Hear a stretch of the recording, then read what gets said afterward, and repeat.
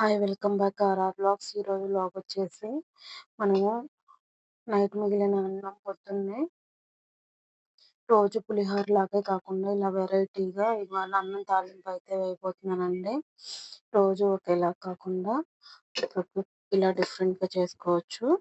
Process చూద్దాం. ముందుగా అన్నాన్ని పొడి పొడిలాడేలాగా ఇలా ఉంచుకోవాలి. ఇప్పుడు పాన్ పెట్టుకొని కొంచెం ఆయిల్ వేసుకున్నానండి. 2 గరిటెలు. అలాగే కొంచెం నెయ్యి కూడా యాడ్ చేస్తున్నాను ఇందులో. ఇప్పుడు ఆయిల్ వేడయ్యాక 4 చెక్క లవంగాలు, ఒక చిన్న ముక్క చెక్క వేసానండి. అలాగే కొంచెం సాజీరా వేస్తున్నాను.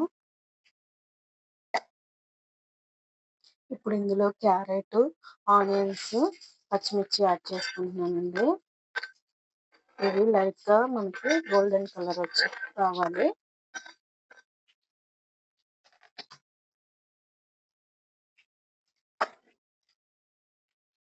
ఇప్పుడు ఇందులో కరివేపాకు యాడ్ చేస్తున్నానండి.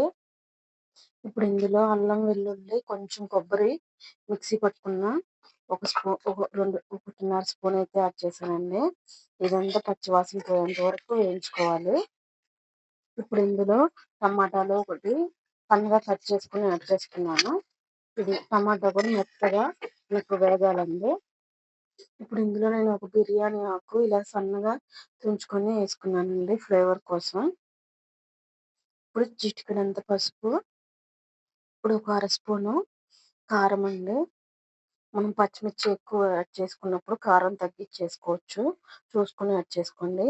ఇప్పుడు సాల్ట్ మనకు రైస్‌కి తగినంత 1 ½ స్పూన్ అయితే యాడ్ చేస్తున్నాను. ఇది మొత్తం మిక్స్ చేసుకోవాలి ఇప్పుడు. ఇప్పుడు చివరిగా కొత్తిమీర యాడ్ చేసుకుంటున్నానండి. మీ దగ్గర పుదీనా ఉంటే పుదీనా కూడా వేసుకోవచ్చు కొత్తిమీరతో పాటు. నా దగ్గర పుదీనా అయితే లేదు కాబట్టి నేను కొత్తిమీర ఒకటి యాడ్ చేశాను. ఇందులో 2 స్పూన్లు పెరుగైతే యాడ్ చేశానండి.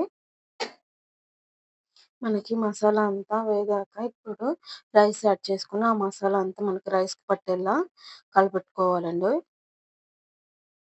మనం వేయించుకున్న మసాలా అంతా రైస్‌కి పట్టేలా కలుపుకోవాలండి. కలుపుకున్న తర్వాత ఒక 2 నిమిషాలు మూత పెట్టి సిమ్‌లో మగ్గించుకోవాలి.